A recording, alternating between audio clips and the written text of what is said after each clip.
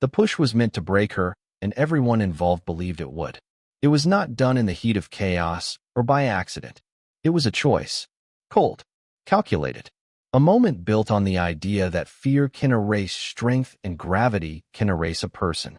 They thought the sky would swallow her, that the sheer drop would crush every ounce of resolve she had carried into that aircraft. They assumed that once she went over the edge, everything she had trained for would vanish in the rush of wind and the sudden silence that comes when there is no turning back. What they never understood was that she had spent years mastering that silence. She knew how to hear her own mind in it, how to steady herself inside it, and how to use it instead of fighting it. The push itself was quick. A hand on her shoulder, pressure, a shift in weight, the tilt of the helicopter floor disappearing under her feet. Her body reacted before her mind joined in. Muscles tightened, lungs took a sharp breath, eyes locked on nothing but open sky and a drop that stretched farther than she could measure.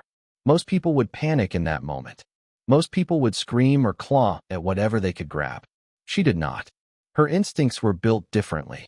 They were wired through hours of drills, sleepless nights, bruised ribs, failed attempts, and relentless repetition.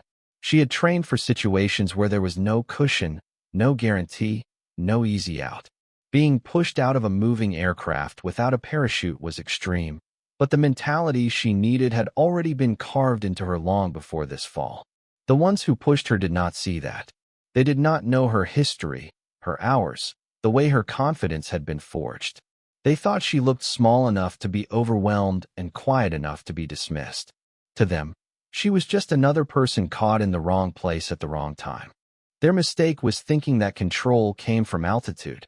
Her reality was that control came from within. She felt the first seconds of the drop pull her down, but instead of letting it own her, she leaned into it. Her body shifted out of panic mode and into precision. Her arms cut through the air. Her spine aligned. Her mind calculated angles, speed, distance, and landing zones before the ground even started to appear sharp. The wind roared around her, but it did not blur her focus. Every foot she fell brought her deeper into the calm she had trained for.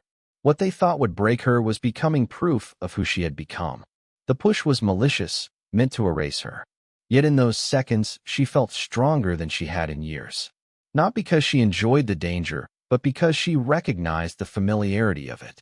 Soldiers know moments like this. They know when fear tries to take the wheel. They know how to take it back. Her breathing steadied instead of shortening. Her thoughts sharpened instead of scattering. She moved through the air with intention, adjusting her body like she had practiced in countless simulations. Only this time the stakes were real, and the outcome would be hers to shape. The drop was long enough to remember everything she had learned and short enough to remind her she did not have time to doubt. She knew the ones in the helicopter imagined her spinning out of control, flailing, shouting, breaking before she even hit the ground. They had no idea how far off they were. Her mind replayed every instructor's voice, every drill where she was told to keep her frame tight, eyes open, and decisions clean.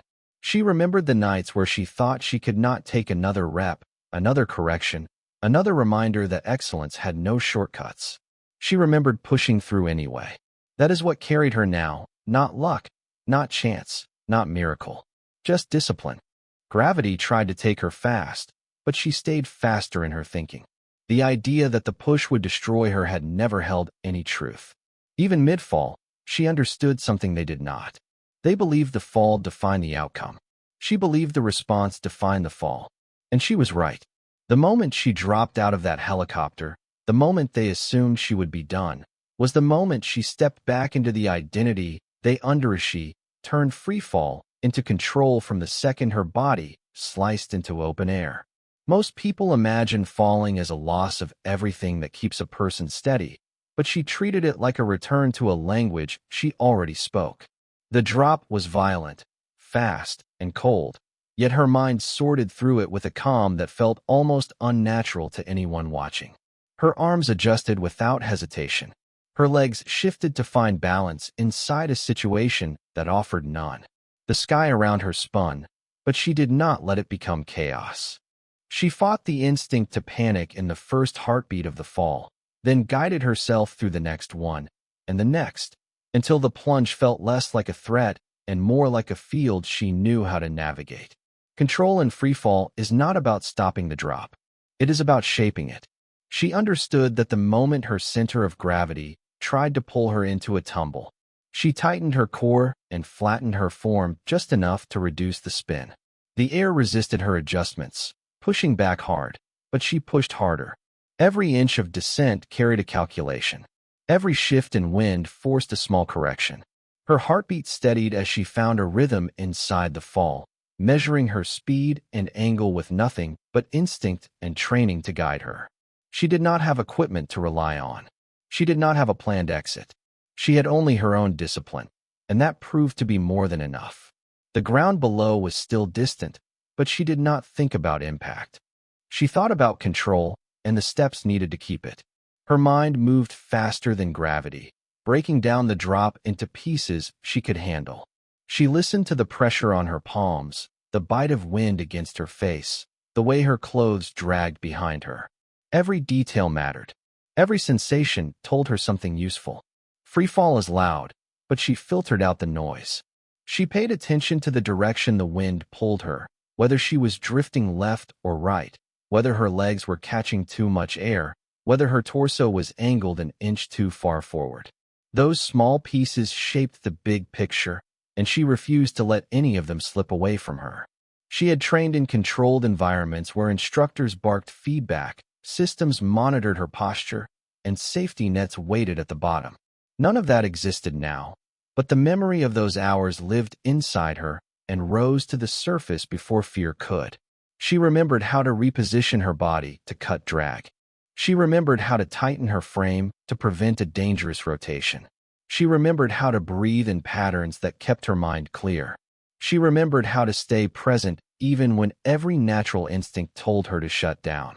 She had been prepared for the possibility of chaos, even if it came in a form she had not rehearsed exactly like this.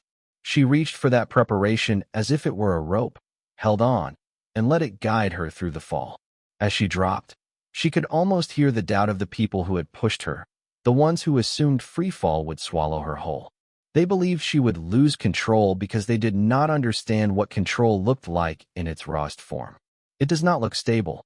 It does not look comfortable. It looks like someone refusing to let fear make their decisions. She held herself steady not because she felt safe, but because she knew how to stay functional inside danger. Her body obeyed commands she issued in fractions of seconds, and her mind stayed locked on the idea that falling did not equal defeat. Her descent shifted from reactive to intentional. She was no longer catching up to the fall. She was directing it. She angled her shoulders to create a subtle turn. She dropped one knee slightly to alter her line. When the wind hit her from an unexpected direction, she let the force guide her momentarily before redirecting it where she needed to go. She thought of the fall as a negotiation between her and the air. It tried to take over. She refused to let it. Each correction brought her closer to the position she needed for what came next. She did not look like someone plummeting without hope. She looked like someone carving a path through the sky. The fall accelerated, but her choices became more precise. The confidence in her movements grew with each second she remained steady. She knew she would not hit the ground like a helpless figure. She would arrive with purpose because she made every part of the drop serve her instead of destroy her. The free fall that was meant to steal her control became the moment she demonstrated she never lost it in the first place estimated. She was not falling apart. She was falling into place. Training beat terror long before the helicopter door opened, but its value showed itself strongest the moment she began to fall. Terror wants to take over fast. It wants to grab the mind first, then the breath, then the body, until nothing works except panic. She had felt that shift before, years ago, during early drills where instructors pushed recruits to their limits and waited to see who would crumble. She remembered shaking hands, rapid breathing, the instinct to freeze. She learned then that fear does not disappear. It only becomes manageable when a person builds habits strong enough to replace it. That is what her training had done. It had created responses that could override fear even in a situation as extreme as falling through open air with no parachute. The moment she started dropping, her body wanted to react with terror. Her pulse spiked, her chest tightened, and the instinct to flail tried to take hold. But her training spoke louder. She heard the echo of commands drilled into her. Stabilize your core, control your breathing, assess before you act. Those commands cut through the panic before it could root itself. Her breath slowed. Her hands steadied. Her focus narrowed to what she could influence instead of what she could not. Training does not erase fear, but it teaches a person how to keep functioning while fear thrashes in the background. That difference mattered now more than it ever had. What made training powerful was repetition. She had gone through hundreds of scenarios designed to disorient her, break her focus, and force her to make decisions under pressure. Cold water drills, night navigation, underwater escapes, impact simulations, and rapid response exercises that demanded clarity when clarity felt impossible. None of those moments were as deadly as this freefall, but every one of them prepared her for the feeling of losing control and taking it back. The muscle memory she built in those sessions clicked into place. Instead of panicking about the speed of her descent, she focused on her posture. Instead of letting her mind spiral through worst outcomes, she counted her breaths like she had practiced countless times. Instead of surrendering to fear, she leaned into the discipline that had shaped her. She remembered specific instructors, the ones who refused to let her settle for anything less than mastery. They pushed her until her mind felt stretched thin, until she questioned her strength, until her body ached from exertion. She used to resent their intensity. Now she felt gratitude for every grueling session they demanded. They had prepared her not just physically, but mentally, and that mental strength mattered more in this moment than anything else. When her thoughts tried to race, their voices returned, telling her to evaluate, adjust, stay present. She followed those commands as if they were being spoken directly into her ear. Terror thrives on uncertainty. Training thrives on structure. She chose structure. She analyzed the wind direction, the shift in her angle, the distance she could estimate by watching the ground expand beneath her. She broke everything into pieces. The fall was too big to handle as one overwhelming reality, but it was manageable as a series of small tasks. Adjust the arms. Shift the hips. Correct the spin. Breathe on a steady count. Check the horizon. Reassess. Repeat. This focus on process left little room for panic to grow. Panic felt the door closing on it, while discipline stepped in fully. There were moments mid-fall where the pressure tried to spike again, especially when she felt the air grab her unexpectedly or when her body dipped into a brief rotation. Terror flared, sharp and sudden, but she did not let it linger. Instead, she treated each flare like a signal, not a threat. Training had shown her that fear is just information. It does not decide anything unless she allows it to. She acknowledged the feeling, corrected what needed correcting, and moved forward.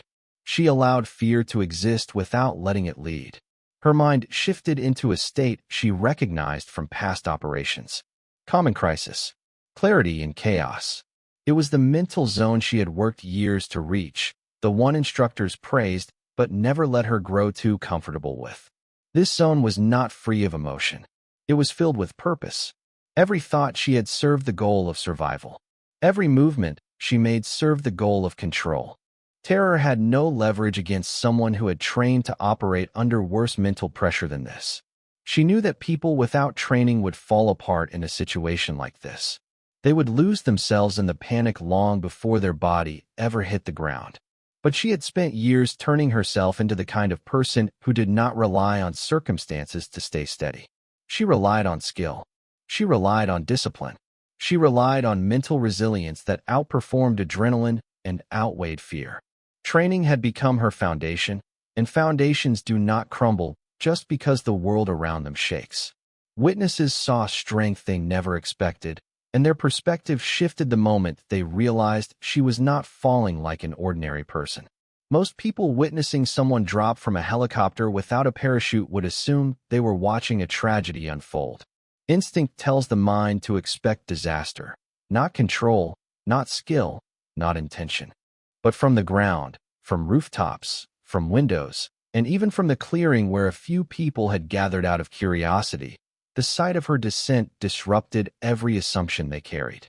What they saw did not match the fear they braced for. Instead of flailing, she aligned herself. Instead of spinning wildly, she steadied her form. Instead of surrendering to the drop, she worked with it. Those watching had no idea who she was yet, but they understood quickly that this was not someone ordinary.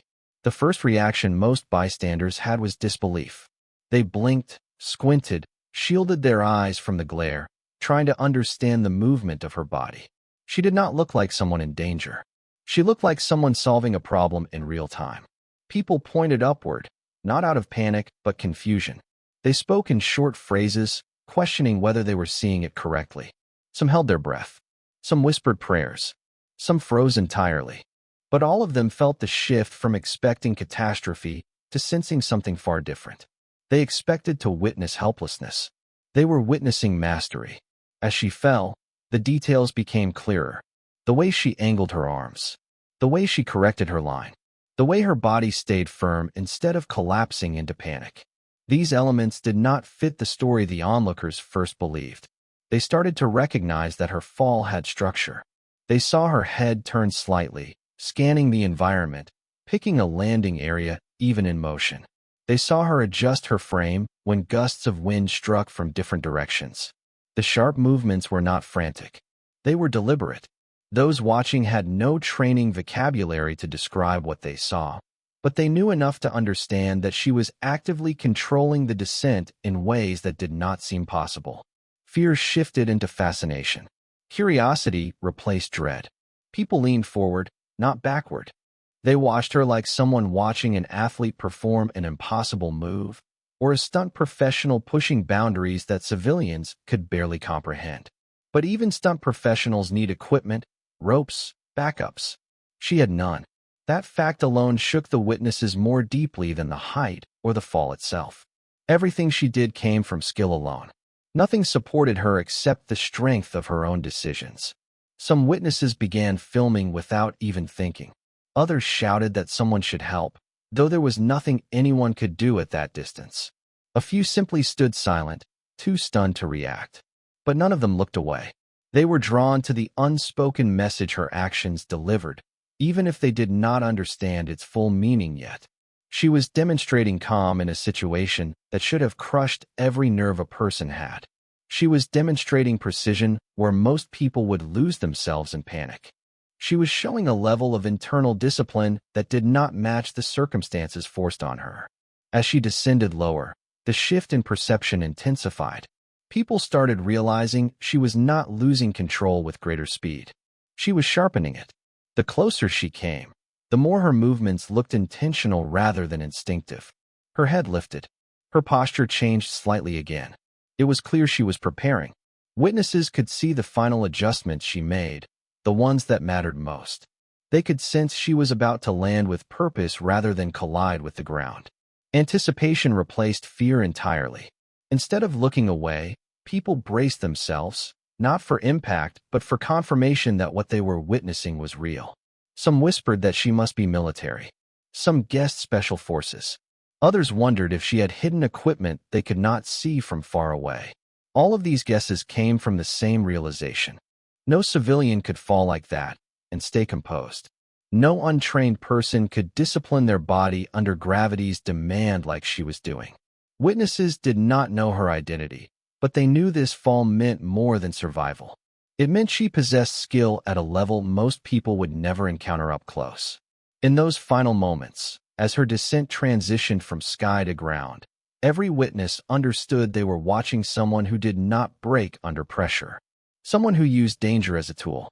Someone whose strength revealed itself only when most people would fall apart. They came expecting panic.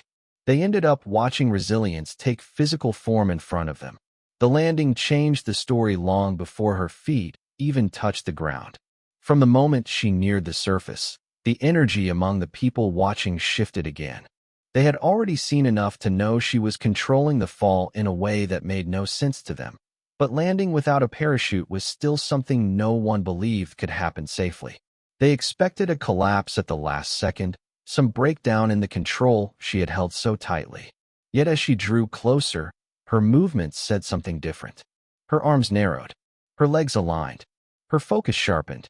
She was not preparing to crash. She was preparing to finish. Every training instinct in her activated at once. The fall had been about managing air and angle. The landing was about absorbing force without letting that force dictate the outcome. She knew how to break impact into steps, how to let momentum flow through her instead of into her. She had practiced this countless times during controlled jumps with gear and during blunt force impact drills designed to teach soldiers how to survive the unexpected. Even without equipment, even without a parachute, she could still apply the logic of those techniques. She could still make gravity negotiate with her instead of crush her. Witnesses felt the shift before they understood it. Her posture changed from airborne control to grounded readiness. It was subtle but unmistakable. The panic that once gripped the crowd dissolved into a tense quiet, the kind where everyone holds their breath at the same time. They watched her angle her body, watched her prepare her legs for the hit, watched her lock her gaze on a patch of open ground that she had chosen long before she got close enough for anyone else to recognize it. She wasn't gambling. She was executing. Then the moment arrived. Her feet struck first, exactly how she intended. Not stiff, not rigid. She let her knees bend deep, absorbing the blast of energy that shot through her legs. The crowd winced at the force they imagined she felt, but her face did not break. Her torso leaned with the motion, letting the impact roll through her instead of snapping her in place. Her hands touched the ground for a brief second, not from collapse, but from technique. She let her body flow forward, spreading out the force so it could not return all at once. She transitioned from the hit to a controlled roll, a tight, efficient movement that kept her spine protected and her limbs in motion. It was not the landing of someone saved by luck. It was the landing of someone who understood physics down to instinct. By the time she rose to her feet, the story had transformed. Witnesses no longer saw someone who survived a fall. They saw someone who owned it. She stood steady, breath controlled, posture strong, eyes focused. She did not stumble. She did not sway. She did not check herself for injuries. Her body held the kind of confidence that comes from mastery, not miracle. The crowd reacted in a wave. Some gasped, some cried out, some muttered words too stunned to form full sentences. A few took uncertain steps forward as if approaching someone from a different world. But all of them understood the same thing. The landing had redefined everything. People scrambled to make sense of what they had witnessed. Questions buzzed through them in rapid bursts. How did she do that? Who was she? Was she even hurt? Was she trained for something like this? They searched for explanations that could satisfy the impossible, but every answer they considered led them to the same realization. Only elite training could produce a landing like that. Only a mind disciplined enough to override terror could think clearly in those final seconds.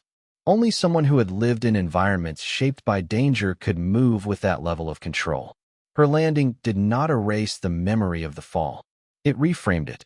What had started as a scene of violence became a scene of defiance.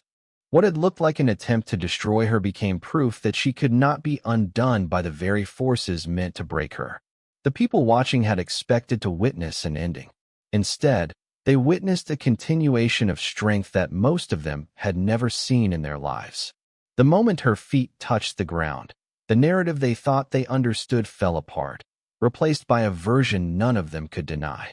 She proved resilience always hits the ground standing, and that truth lived in every second after her fall. The moment she rose from the landing, the force of what she had done settled over the clearing like a shockwave. People expected her to collapse, or at least show signs of pain, but she stood steady. Her breathing stayed even. Her posture stayed tall. Her eyes stayed sharp. She didn't check for injuries or cling to anyone for balance. She didn't pause to gather herself. She simply existed in a calm that made the fall look like another step in a path she had already walked 100 times. Strength is not always about muscle. Sometimes it is about refusing to let anything steal the ground beneath you, even when the world tries to take it away midair. Resilience is not born in a single moment. It is built over years, shaped by struggle, refined by failure, strengthened by endurance. She had been tested many times before the fall, in training rooms, in dark waters, in situations where she had to think fast enough to outrun fear and tough enough to outlast exhaustion. Those moments taught her that resilience is not a feeling. It is a decision to keep going when everything encourages collapse. That decision followed her from the helicopter to the sky to the ground. It did not waver. It did not weaken. It held her up when gravity tried to tear her apart. People watching did not understand the depth of what they were seeing. They saw the result, not the foundation. To them, resilience looked like standing up after a fall no one should survive. To her, resilience looked like refusing to surrender during the fall. It looked like controlling her breath, shaping her descent, trusting her body, trusting her training, trusting her mind. It looked like staying present when panic tried to rip her away from clarity. It looked like knowing that danger does not decide the outcome. She does. Her stance made that clear. The ground beneath her did not intimidate her. The height she had dropped from did not haunt her. She carried herself with the certainty of someone who had faced worse than altitude and fear. Her resilience did not come from the landing. It came from what it took to get there. The crowd sensed it. Their initial shock began to shift into a strange form of respect. They watched her not as someone who survived, but as someone who demonstrated a level of mental strength they could barely imagine. Her calm presence told them that resilience is not loud. It is steady. It is the quiet that follows chaos when someone refuses to fall apart. She scanned her surroundings as if assessing the next challenge instead of recovering from the last. Her eyes moved the same way they had during the fall, sharp and fast, gathering information. She stayed alert, not paranoid, but prepared. That readiness made people realize she was not done. She had no interest in celebrating survival. She was already focused on what needed to happen next. Resilience does not linger on what almost ended you. It moves forward. It keeps working. It keeps choosing strength over shock. Some witnesses approached slowly, unsure whether to speak or stay silent. They looked at her like she had rewritten the rules of what a person can endure. To them, she had walked away from the impossible. But she did not see it that way. To her, the impossible was just another test, and tests are meant to be passed. She carried herself with a sense of grounded confidence that felt unshakable. Even after falling from the sky, she stood like someone who had never lost control of the situation. That steadiness spoke louder than any words she could have said. Her resilience was not about pretending the drop wasn't dangerous. It was about proving that danger was not enough to defeat her. She had been pushed out of the helicopter without warning, without gear, without a safe plan. She faced a situation designed to break her. Yet she turned the fall into proof that she could handle more than anyone expected. When the world tried to rip stability away from her, she built her own in midair. When fear tried to dictate the outcome, she dictated her response. When the ground rushed up to meet her, she met it with strength instead of surrender. Every person watching felt the weight of that reality. They understood that they had witnessed not just survival, but a display of resilience powerful enough to redefine their expectations. She showed them that resilience is not about avoiding the fall. It is about shaping it, controlling it, and standing up afterward with nothing in your posture that suggests defeat. She stood there, steady and unbroken, proving that resilience is not measured by how hard a person hits the ground, but by whether they rise without hesitation.